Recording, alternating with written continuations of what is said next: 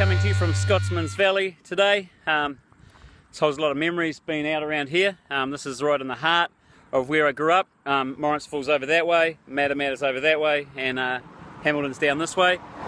Scotsman's Valley, I came to later on know, was actually a road, but it was always the place where we went to Hamilton. Scotsman's Valley was the way. And it's interesting that yesterday at a Gora, before we came to worship, Nick was just praying, and I can't remember exact words of his prayer, but it sort of caught me in that moment as he was praying, just going, God, thank you that we're alive today.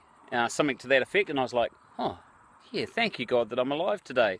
And then this morning, Monday morning, I wake up and the first news up is that Scott Dixon is alive after his pretty freaky crash. So if you haven't seen that, you need to go online and have a look. Scott Dixon at the Indy 500, his car became a plane, took off and then just smashed into smithereens, exploded, and he just walked away from it. Now the reason he walked away was that he was in this little safety pod that's in the centre of the car. And it's been interesting for me out on Scotsman's Valley today as I'm running around this loop from Timero, Waterworks Road, Scotsman Valley, and then all the way back to my van, is that this is the road that used to take me to save my life. Just like that pod saved Scott Dixon's life this morning. What would happen is I would have an asthma attack as a young kid when I was around 4 and 5, and my mum and dad, they would, from where we lived, which is actually way over the back over here, up on a farm, they would just chuck me in the car and just drive as fast as Dad could through Scotsman's Valley to Waikato Hospital, where they would put me not into a pod but into a tent, an oxygen tent, to save my life.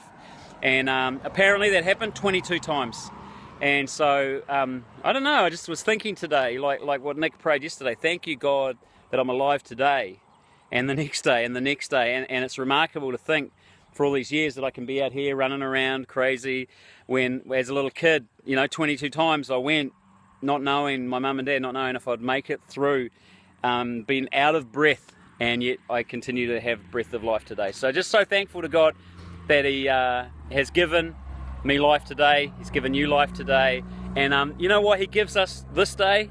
So that we might love Him, love each other, love the lost. And so that's what we're here for, given life to love. Anyway, we'll see you later.